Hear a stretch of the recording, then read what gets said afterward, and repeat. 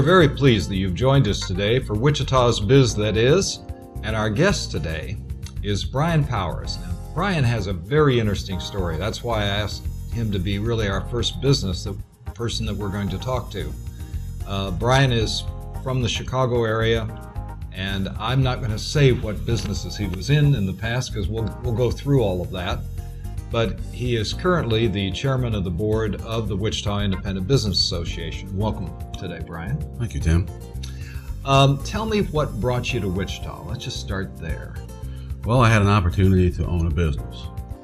Up until 1996, I never had that opportunity.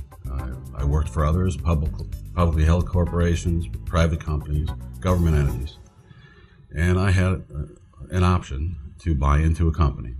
And I thought about it for a while and looked at the market and decided I would get into the medical staffing business.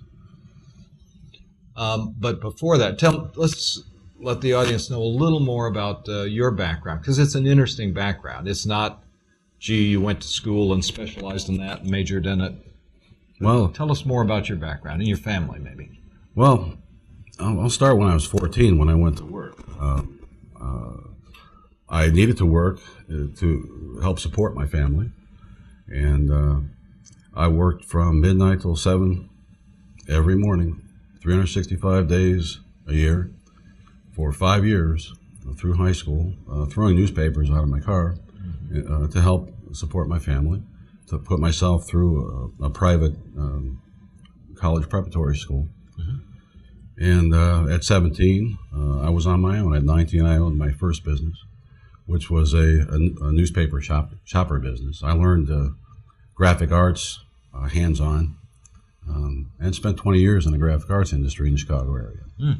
I started sweeping floors, and I ended up managing a branch or a division for a Fortune 500 company. Wow.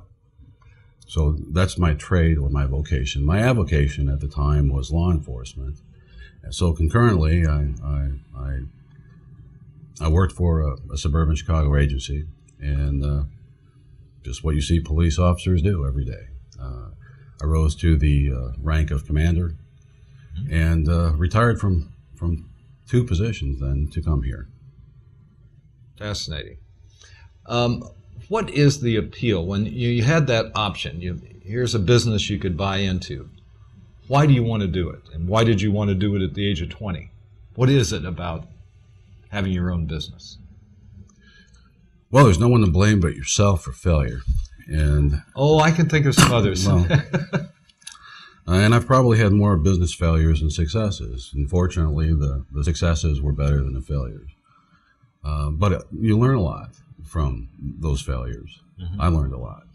I didn't go right into business school. I didn't go to college until I was 40. So I went through college earning 2 degrees while owning 6 corporations, and I did that in a 5-year period. But that was after I was 40. Up until that time, I watched everyone I knew. I learned by doing. I read a lot. I wanted the chance to do what I wanted to do, to build what I wanted to build, and do it in a way that would help others, would help people. Well, I had mentioned in the first program that when I was a kid, business just didn't interest me. I mean, there was nobody in my family. The only people in my family who ever had a business were farmers. But now that when I got closer to it, I found that there are a lot of interesting things going on. Tell me about some of the things you found fun in business. I like creating new products or new services, providing services or products to areas that were underserved. The look on someone's face to realize that we now have that ability to call you and to obtain the services that perhaps may only be available in the big city. That was always a pleasure, and a pleasure meeting my patients, my clients, my customers in whatever business, and even, believe it or not, in law enforcement. It was a pleasure meeting the people that I did then. That was more community relations than anything. Right. I think one of the best quotes I ever heard was from a Chicago cop. And they asked him one time, do you have the resources you need to do your job? And he said, I do if the community's with me. That's true. That is absolutely true. And especially in that community. Mm-hmm. Exactly. You spend quite a bit of time in the home health care business. Yes. Talk to me a little bit about what that business is like. Well, to begin with, it's a little with, unusual. It is unusual in that it's a price-controlled market. So coming from a background where I could set my own prices for goods or services, even medical staffing, I could set prices depending on the markets we serve. The different areas had different pricing structures. In home health and hospice, the price is set by a government agency. However, your wages are also set by a government agency, but they're more market-driven. So there are two lines that eventually will cross. Mm-hmm.